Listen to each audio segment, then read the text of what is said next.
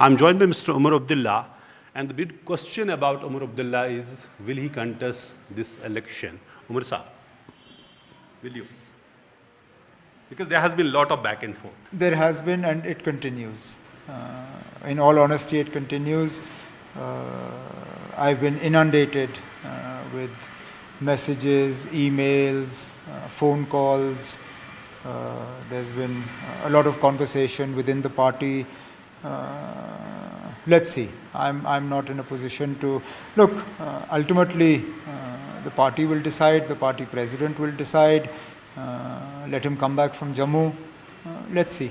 Dr. Saab has said he will contest elections. Then once the statehood is restored, he will resign and then you will come. Is that the plan or no? It can change. अब बैठेंगे doctor साहब से बात करेंगे ना. So you have said, in a union territory status, the chief minister has literally no powers. As recently, the central government has given the sweeping powers to the lieutenant governor. So you have even said during the interviews that for a peon, you have to go to the lieutenant governor. Is that the impediment, or there's something larger than that? No, obviously there's a larger fight, and that is important. But I think it's also important to understand that an elected government will at least be able to push back against the dictatorial rule of the lieutenant governor. Today, the lieutenant governor is the unqualified and unquestioned ruler of Jammu and Kashmir. Even with the powers that the lieutenant governor will have, he or she will not be able to exercise them as freely once you have an elected government and a strong chief minister. Okay. So while a union territory is not an ideal situation, and I believe that one of the main jobs of the elected chief minister will be to ensure that statehood and full statehood is restored to Jammu and Kashmir at the earliest, because it's only as a state that we will be able to start to undo some of the damage that has been done to Jammu and Kashmir after 2019. So should we say, from categoric no of Omar Abdullah just a few weeks back, there is a chance that Omar Abdullah may contest this election? Depends on the party. I'm still where I am, but I would be lying if I said that there is no pressure on me and that the party and others are quietly willing to accept what I have said. Let's wait and see. Okay. So it's not no now. Okay. So you talked about statehood.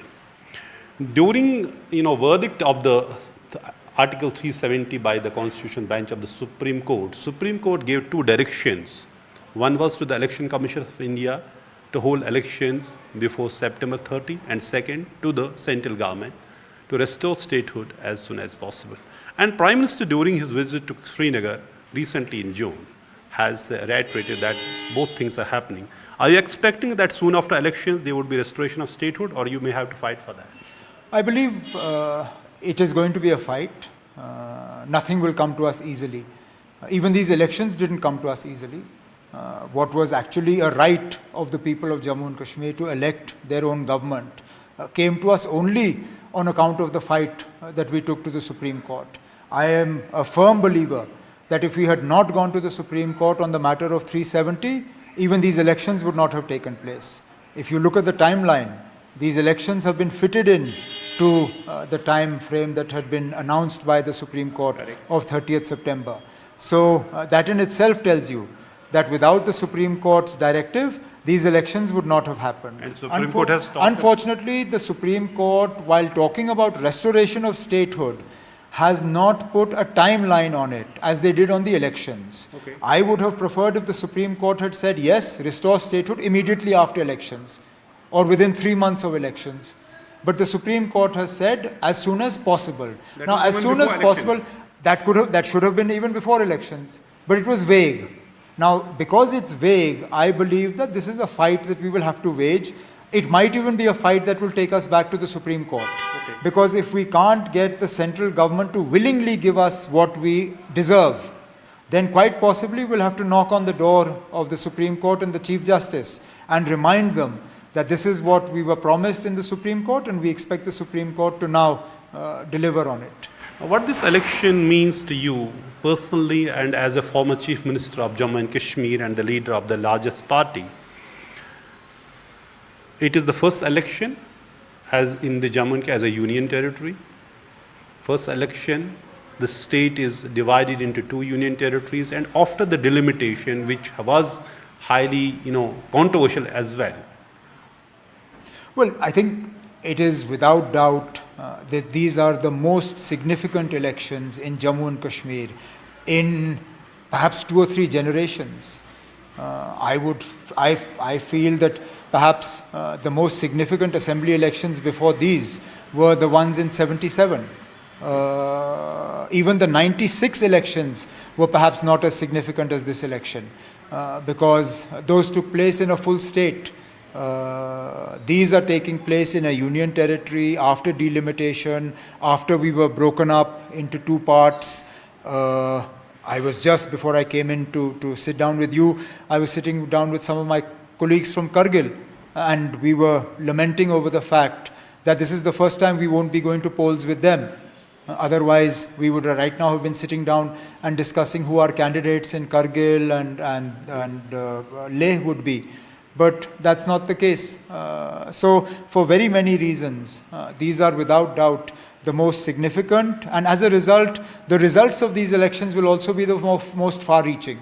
So because would it be kind of a referendum, what you were saying in the parliament elections also, whether people give a thumbs up to the abrogation or the... Well, obviously, a vote for the BJP and its allied parties will be a vote for what was done to us on 5th August 2019. But I'm very reluctant to use the word referendum because it gets misused very often. This is an opportunity for the people to choose an assembly that will register its unhappiness with what was done on the 5th of August 2019. I believe the first order of business of the elected assembly of Jammu and Kashmir should be to make it known to not just the rest of India, but to the world at large, that the people of Jammu and Kashmir do not agree with what happened to us on the 5th of August 2019, and then we start undoing what was done to us. So you are saying there will be a resolution in the assembly? I believe that should be the first order of business of the elected assembly of Jammu and Kashmir. Okay. Now the question is the real politics. You fought these parliament elections with the Congress as an alliance, and you got 41.4% votes as an alliance. Dr. Abdullah talked about a couple of times that the National Conference will go solo. You have kept the door ajar. What is the real sense? Are you going? Are there talks with the Congress? Is there We've had one preliminary round of discussions. Unfortunately, it didn't reach very far because they came without any clear roadmap of how they want to take this forward. After that, we didn't hear from them again. Because we didn't hear from them again, then Dr. Saab made the statements that he did. Having done that, I think then the Congress felt that the door was closed, which was not the case. Farooq Saab only made these statements because there was no follow-up to the first meeting that we had. Now time is not on our side, but should there be a meaningful and a sort of a realistic discussion with the Congress, then we're willing to sit down and talk to them. So you think the alliance is a possibility? It's not a closed chapter as far as we are concerned. So is that beneficial to you? Because if you see the just vote share, for example, you as a party individually, you have got 22%, BJP 24%, Congress 19%, PDP just 8%, and rest of the parties have got together 25% in parliament elections. So if you are contesting together, is that in assembly elections? Because you can't use the same yardstick in what was in parliament election would be in the assembly election. No, you can't. But that said, seat sharing brings its own challenges. Because obviously I have 90 people who have prepared themselves to contest. Then I have those who, while not being considered by the party, also believe that they should be candidates. So I have constituencies where I have 3, 4, 5 claimants to a mandate. So keeping that in mind, a seat sharing arrangement comes with its own difficulties. So you say But- there's but- problem of plenty within the party. Definitely. In most constituencies, I have a problem of plenty. But that said, the numbers speak for themselves. And I believe we must give the people of Jammu and Kashmir the most realistic chance to express their anger about what has happened in the last 5-6 years to us. And I think if we are able to sort of work out a good arrangement with the Congress, then we perhaps give the voters that opportunity. I don't expect it to be smooth sailing. As I said, seat sharing is always difficult. But I'd like to think that it's something that we can at least sit down and talk about. So I'll just put one more question, because I had said earlier last question, which is, this assembly, it would be a, first experiment in the union territory, and as we know, Lieutenant Governor has sweeping powers, including appointing 5 nominated members, and who may also have vote. Will that not alter the complexion of the whole assembly and the mandate also? Well, we hope that the mandate that the people of Jammu and Kashmir give will render these 5 their vote will be rendered sort of inconsequential. We hope that these 5 will not be able to alter the balance, because otherwise, again, this will be a fight that will end up in the. So are you in the expecting like the courts. mandate you had like in 2001? No, I don't want to, because I mean I've just come off the back of an election that I lost, Okay. and I'd expected to win it. Okay. So I've learnt not to talk about expectations. Okay. I'll talk about hopes, and I definitely hope that the people of Jammu and Kashmir, realizing what mischief the LG can do, will ensure that the mandate is such that even with the nominations by the LG, they will not be able to alter the balance of power in Jammu and Kashmir.